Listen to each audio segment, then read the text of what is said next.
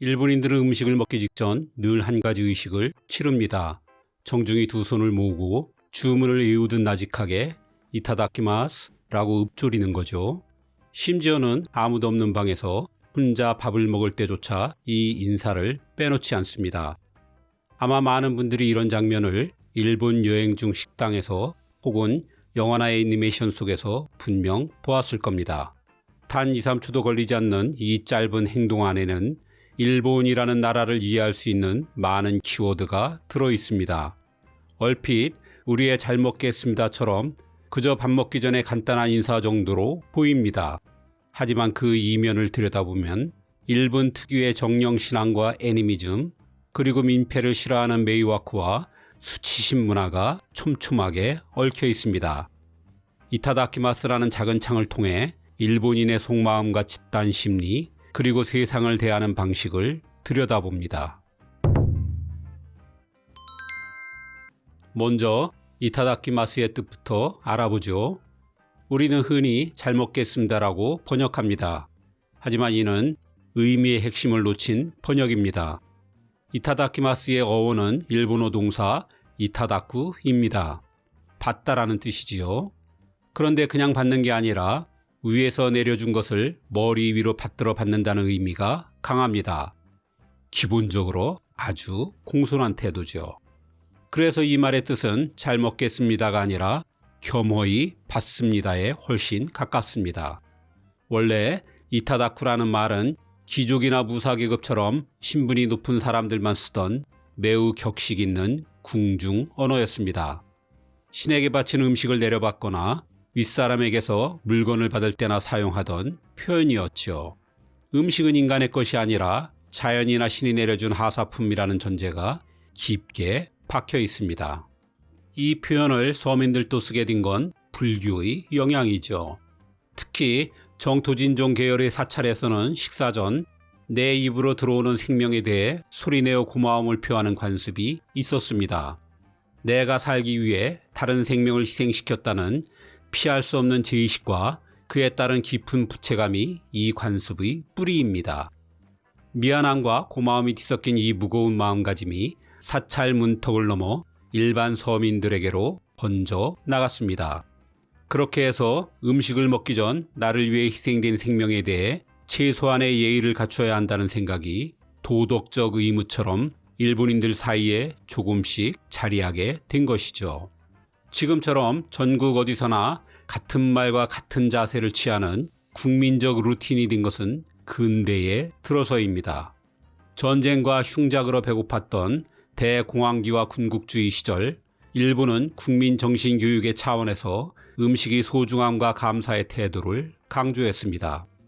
특히 학교에서 밥 먹을 때마다 모든 아이가 동시에 손을 모으고 정해진 구호를 외치게 했죠. 그 결과 이타다키마스는 개인의 종교나 신념을 떠나 누구나 마땅히 지켜야 할 표준 예절이 되었습니다. 이 의례는 식사 도구의 배치와도 밀접한 관련이 있습니다. 일본의 밥상을 보면 숟가락과 젓가락을 세로로 놓는 우리와 달리 오직 젓가락만 식탁과 평행하게 가로로 뉘어놓습니다. 이 가로 놓인 젓가락은 음식의 영역과 인간의 영역을 나누는 일종의 경계선, 즉 결계 역할을 합니다. 일본인들에게 아직 손대지 않은 음식은 인간이 손길이 닿지 않은 신성한 영역입니다. 젓가락을 두는 순간 그 빗장이 풀리며 비로소 두세 개의 경계가 허물어지죠. 그래서 음식을 먹기 전 두 손을 모으는 행위는 이제 그 선을 넘어 음식을 취하겠으니 허락해 달라는 정중한 요청입니다. 이 문화가 얼마나 깊게 자리 잡았는지는 압도적인 통계에서 확인됩니다. NHK 방송문화연구소를 비롯해 일본 내 여러 조사에서 식사 전 인사를 한다고 답한 비율은 90%를 넘습니다. 혼자 있을 때도 한다는 응답 역시 60, 70%에 이릅니다. 특히 주목할 부분은 이 인사를 하지 않는 사람에게 실망을 느낀다는 응답이 절반이 넘는다는 점이죠. 이타다키마스가 개인 취향이나 신념 혹은 세대의 문제가 아니라 누구나 지켜야 할 사회적 규범이 되었다는 얘기입니다. 그렇다면 무엇이 이 짧은 인사를 거의 모든 일본인이 실천하는 보편적인 질서로 만든 걸까요? 그 핵심을 파고들면 일본인의 정신세계를 지배하는 정령신앙을 만나게 됩니다. 일본인에게 음식은 단순히 배를 채우기 위한 영양소가 아닙니다. 쌀 한 톨, 생선 한 토막에도 저마다의 영혼이 깃들어 있다고 믿는 믿음이 그 바탕에 있습니다. 일본에서는 이를 800만의 신이라 부릅니다. 애니미즘, 즉 정령 신앙이죠. 여기서 800만은 진짜 숫자가 800만 개라는 뜻이 아닙니다. 세상 모든 것에 신령한 마음이 담겨 있으니 세상 천지가 온통 신으로 가득 차 있다는 믿음의 표현이죠. 이 관점에서 보면 식탁은 더 이상 인간이 주체가 되어 음식을 소비하기만 하는 장소가 아닙니다. 나를 위해 기꺼이 자신의 생명을 내어놓은 정령들과 마주 앉은 긴장된 만남의 장이기도 하죠. 모진 비바람을 견딘 열매나 산과 들에서 자란 풀 한 포기조차 모두 존중받아야 할 생명체이기에 일본인의 메이와쿠 문화는 여기서 그 진면목을 드러냅니다. 보통 메이와쿠는 타인에게 끼치는 민폐를 뜻하지만 일본인에게는 나를 위해 희생된 정령에게 예의를 갖추지 않는 것 또한 심각한 민폐가 됩니다. 아무도 없는 방에서조차 정중히 인사를 건네는 이유가 바로 여기에 있습니다. 다른 사람이 있든 없든 대화 상대인 생명의 정령은 엄연히 존재하기 때문입니다. 인사를 생략하는 건 그 정령에 대한 무례이자 민폐인 거죠. 그래서 남이 보지 않을 때 더 정중히 손을 모으는 행위는 타인의 시선 때문이 아닙니다. 그것은 사회가 정한 올바른 인간의 틀을 어긴 자신에게 느끼는 자괴감, 즉 하지를 피하기 위함입니다. 혼자 읊조리는 이타다키마스는 나는 도리를 아는 사람이라고 스스로에게 증명하려는 자기 고백인 셈이죠. 사실 음식을 먹기 전 인사하는 문화는 일본만의 특별한 일이 아닙니다. 한국에도 서구에도 이슬람 세계에도 존재하죠. 겉보기엔 다 비슷해 보이지만 그 인사가 어디를 향하느냐를 보면 아주 흥미롭게도 전혀 다른 세계관이 드러납니다. 먼저 대한민국입니다. 한국에서 잘 먹겠습니다라는 말은 누구를 향할까요? 대부분 밥을 차려준 사람이거나 부모님이나 어른 혹은 대접하는 이에 대한 고마움이죠. 어떤 경우든 감사의 방향은 언제나 사람입니다. 음식 자체보다 그 음식을 매개로 한 인간관계가 더 중요하기 때문입니다. 이를 관계의 감사라 할 수 있습니다. 반면 일본의 이타다키마스는 결이 다릅니다. 차려준 사람이나 신에 대한 감사가 아닙니다. 오직 눈앞의 음식, 그 안에 깃든 생명 그 자체를 봅니다. 그래서 혼자 밥을 먹을 때도 이 인사는 성립합니다. 일본의 감사는 사회적 관계를 넘어선 사물과의 1:1 교감에 가깝습니다. 중국은 또 다릅니다. 중국에는 잘 먹겠습니다에 딱 맞는 정해진 인사말이 거의 없습니다. 대신 다 같이 먹자고 하거나 윗사람에게 식사하세요라고 권할 뿐입니다. 중요한 것은 감사의 표현보다 함께 먹는 행위 그 자체입니다. 음식은 화합의 도구이며 식사는 관계를 확인하는 시간이죠. 이제 서구를 볼까요? 프랑스에선 보니페티, 독일에선 구텐 아페티트라고 인사합니다. 일본의 이타다키마스만큼이나 현지에서 자주 쓰이죠. 직역하면 좋은 식욕을 이라는 뜻이지만 맥락상 맛있게 드세요 입니다. 이는 감사가 아니라 함께 즐거운 시간을 갖자는 사교적 의미가 훨씬 더 강합니다.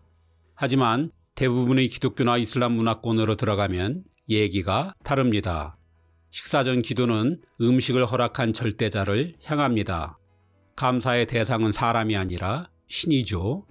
인간과 자연 위에 군림하는 창조주에게 바치는 신앙적 감사인 셈입니다.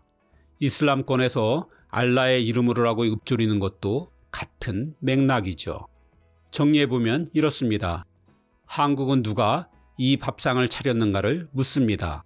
서구와 이슬람은 누가 이 풍요를 허락했는가를 찾습니다. 중국은 누구와 함께 먹는가를 중시합니다. 그리고 일본은 누가 나를 위해 생명을 내어주었는가를 봅니다. 이처럼 일본의 인사는 관계도 신앙도 아닙니다. 생명과 사물을 향한 지극히 사적인 대화죠. 이 사소한 인사가 일본인의 세계관을 남다르게 만드는 이유입니다. 그런데 이 인사와 이를 둘러싼 태도 문제는 식탁에서 끝나지 않습니다. 일본 사회에서는 이 짧은 인사가 사람을 판단하는 강력한 필터로 작동하기도 합니다. 특히 연애와 결혼의 영역에서 그렇습니다. 일본 여성들에게 이타다키마스를 하지 않는 남자는 최악의 데이트 상대 중 하나입니다. 아무리 잘생겨도 연봉이 높아도 식탁 앞에서 이 의식을 건너뛰는 순간 분위기가 급격히 싸해질 수 있습니다. 일본어로 말하면 사메루, 정이 떨어지는 지점이죠. 왜 이렇게까지 민감할까요? 첫 번째 이유는 가정 교육입니다. 일본에서는 식사 전 인사를 하지 않는 사람을 보며 단순히 예의 없다고만 생각하지 않습니다. 그보단 부모에게 제대로 된 교육을 받지 못한 사람이라 낙인 찍죠. 이건 일본 사회에서 치명적입니다. 두 번째는 감수성의 문제입니다. 눈앞의 생명에 감사할 줄 모르는 태도는 타인에게 무감각하고 오만한 성격으로 비춰집니다. 식재료를 키운 자연과 음식을 만든 사람의 정성을 당연하게 여기는 사람처럼 보이기 때문이죠. 식탁 위에서의 이 작은 행동 하나가 그 사람의 내면이 메말라 있다는 증거로 읽히는 셈입니다. 그리고 세 번째가 가장 중요합니다. 여성들은 이 감수성이 공감 능력과 직결된다고 믿습니다. 작은 감사도 표현하지 않는 사람이라면 나중에 나와의 관계에서도 고마움을 모를 것이다. 일본 여성들 사이에서 매우 흔한 논리입니다. 생명에 대한 태도가 곧 파트너를 대하는 태도가 될 것이라는 불안이죠. 이런 의문이 드는 순간 관계는 곧 파탄입니다. 그래서 이타다키마스는 단순한 예절이 아닙니다. 한 사람의 바닥감수성을 시험하는 리트머스지와 같은 거죠. 여성들이 유독 이를 유심히 살피는 이유는 그 2, 3초에서 미래를 보기 때문입니다. 이 사람이 아이에게 무엇을 가르칠지, 가족을 어떻게 대할지, 가장으로서 자격이 있는지 등을 이 짧은 인사 한마디에서 미리 점쳐 보는 것입니다. 재밌는 점은 남녀 간의 뚜렷한 온도 차이입니다. 실제 일본의 연애 관련 설문조사에 따르면 식사 예절로 상대에게 환멸을 느낀다는 여성은 70%를 웃돕니다. 반면 남성은 절반 수준에 그치죠.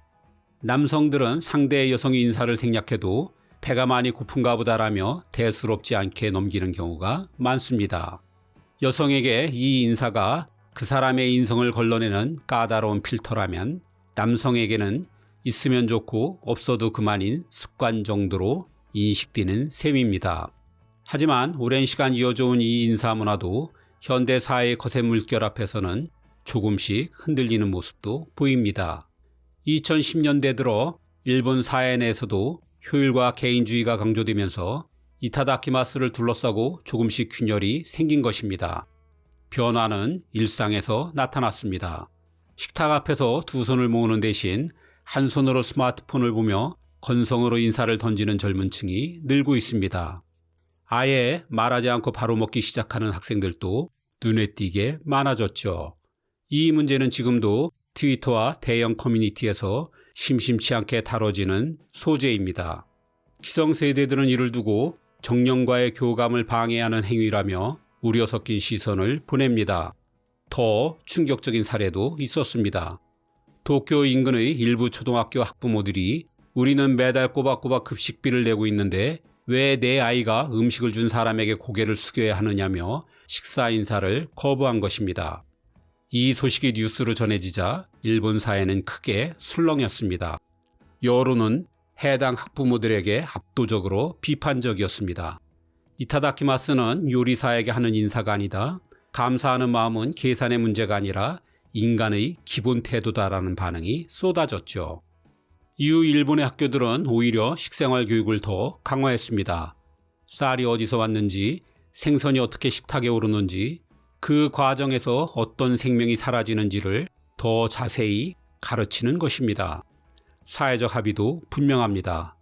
돈을 냈으니 감사하지 않아도 된다는 생각은 일본사에서 천박하고 근본 없는 사고로 낙인 찍혔습니다. 이렇게 일본 사회 전체가 애쓴 덕에 이 짧은 의식은 오늘날에도 일본의 식탁에서 여전히 이어지고 있는 거죠. 한국과 일본은 식탁 위에서 감사를 표현하는 방식과 문화가 조금씩 다릅니다. 하지만 그 본질만큼은 똑같습니다. 나의 한 끼를 위해 쓴 모든 존재 앞에서 고개를 숙이는 그 겸허한 마음, 그 자체가 무엇보다 소중하기 때문입니다.